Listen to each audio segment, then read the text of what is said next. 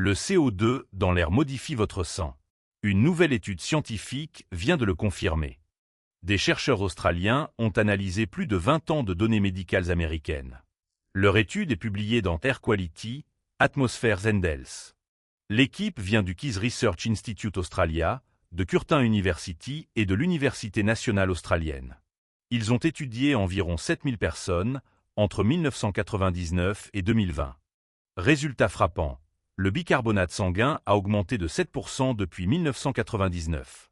C'est un marqueur directement lié au CO2 dans le corps. Dans le même temps, le calcium et le phosphore dans le sang ont diminué. Ces deux tendances suivent exactement la courbe du CO2 atmosphérique. En 2000, le CO2 atteignait 369 parties par million dans l'atmosphère. Aujourd'hui, il dépasse 420 parties par million. Le professeur Alexander Larcombe explique que le corps semble déjà s'ajuster. La chimie du sang évolue en miroir du changement climatique.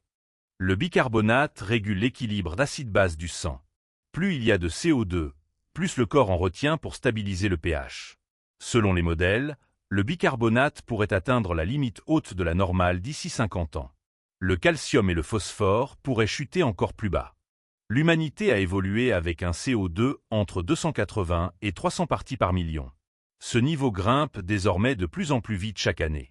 Le docteur Phil Bierwirth affirme que le corps humain ne s'adapte pas à ce nouveau seuil. L'équilibre naturel entre air, sang et respiration semble dépassé. Les enfants et adolescents sont les plus concernés. Leur corps encore en développement subira la plus longue exposition à ce CO2 élevé. Ce phénomène représente un nouveau risque climatique, différent des canicules ou des inondations. Les scientifiques appellent à surveiller cette évolution de près. N'oubliez pas de vous abonner pour suivre plus d'infos sur Curionova. À bientôt.